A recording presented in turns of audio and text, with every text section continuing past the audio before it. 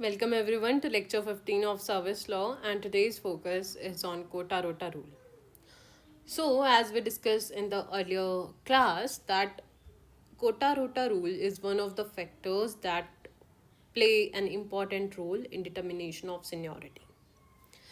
Kota rota rule एक ऐसा rule है जो कि अपॉइंटमेंट्स और प्रमोशंस को गवर्न करता है पब्लिक सर्विसेज में, ensuring equitable representation of direct recruits and promotees.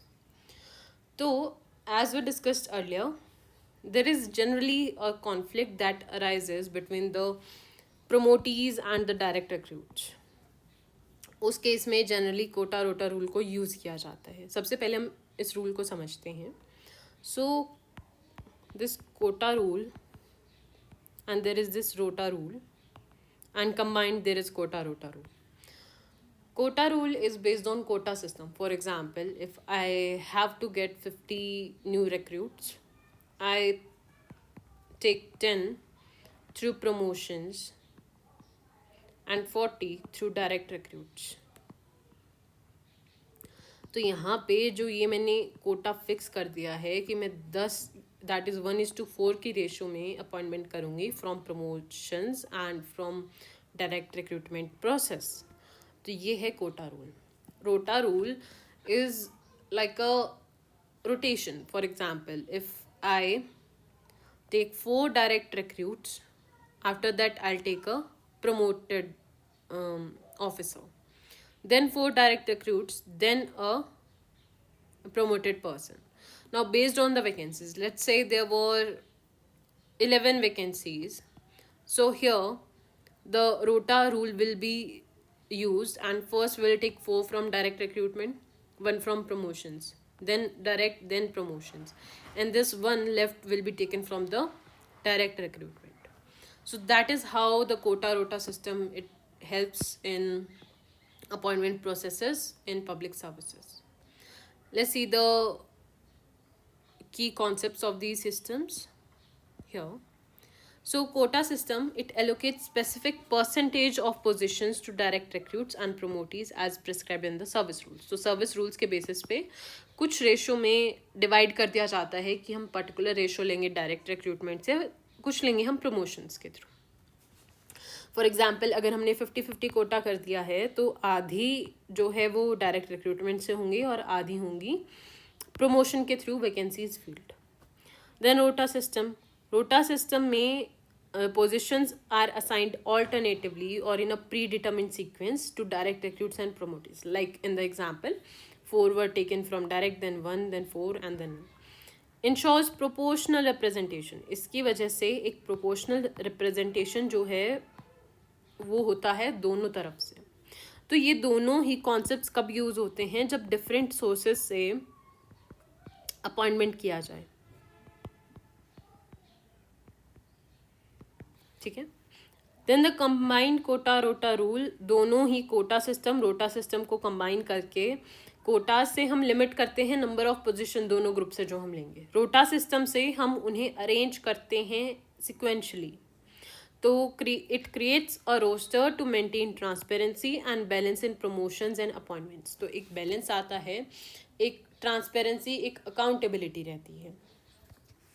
Application in promotions, अब प्रमोशंस में भी कोटा रोटा रूल अप्लाई किया जाता है. इससे इक्विटेबल रिप्रेजेंटेशन होता है बिटवीन डायरेक्ट रिक्रूट्स और प्रमोटीज.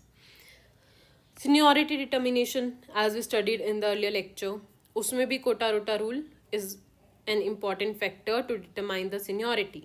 इम्पैक्ट ऑफ डिविएशंस की वजह से जुडिशियल इंटरवेंशन करवाया जा सकता है, and the whole process shall be started from the starting. So it's ruled by the central service rules, and there can be state specific rules that govern this process, and there are different rules varying from organization to organization and service to service. Let's see some case laws on this point. So there's this case of A. Janardhan versus Union of India. Direct recruits और promotees में जो है dispute arise हो जाता है regarding seniority. तो यहाँ पे कोटा रोटा रूल यूज़ किया गया, एंड अगर डिविएशन होता है उसकी वजह से ओवर रिप्रेजेंटेशन हो जाएगा किसी भी एक पार्टी का, तो इस वजह से कोटा रोटा रूल जो है वो अप्लाई किया गया ताकि दोनों को इक्विटेबल अपॉर्चुनिटी दी जाए इन seniority. Then we discussed this case in the last lecture as well, and it's a landmark case. There were guidelines that were given regarding the quota rota rule, and we have discussed it earlier. Now, coming to the case of N.K. Chauhan versus State of Gujarat, यहाँ पे promotees जो हैं they claimed seniority over direct recruits because of earlier employment on ad hoc basis. तो ad hoc basis पे appointment भी हमने last lecture में discuss किया है. ये कब से कंसिडर किया जाएगा? On the date of actual appointment, ना कि ऑफिशिएटिंग कैपेसिटी वाली डेट को हम कंसिडर नहीं करते हैं, ना ही उस पीरियड को कंसिडर करते हैं. Then state of Uttaranchal versus Dinesh Kumar Sharma, इसमें again interpretation of quota rota rule was sought, and here it was affirmed that the principle that promotees occupying vacancies meant for direct recruits cannot claim seniority.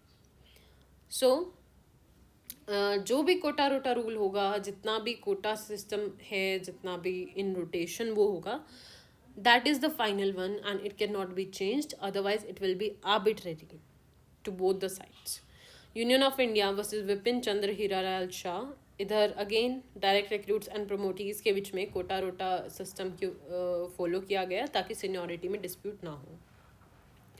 Now there are certain challenges in implementation. Administrative delays हो जाते हैं, vacancy backlog रहता है कि पिछले साल की अगर कुछ एक वैकेंसीज पड़ी हैं तो उनको कई बार गलत तरीके से यूज़ करके डायरेक्ट रिक्रूटमेंट ले ली है या फिर प्रमोशन कर दिया है, तो वो डिविएशन हो जाता है फ्रॉम द प्रेस्क्राइब रोटा. So that is another challenge in implementation of this rule. Then there can be legal ambiguity that often results in litigation. तो जो कोटा रोटा रूल है, it's a very important factor that helps in seniority determination in other circumstances as well, and it's very important for public employment governance. It ensures fair representation, balances merit and seniority, and by adhering to this rule, we promote transparency, equity, prevent undue advantages to any group. Courts have played pivotal role in redefining and upholding the principle, ensuring its relevance in dynamic landscape of public service. तो Kota rota rule का जो relevance है वो दिया गया है, और Kota rota rule में बेसिकली एक तो जो ये रूल है in itself is a bit complex कि कोटा सिस्टम क्या होता है, रोटा सिस्टम क्या होता है, और जो कंबाइंड कोटा रोटा रूल है वो किस बारे में है.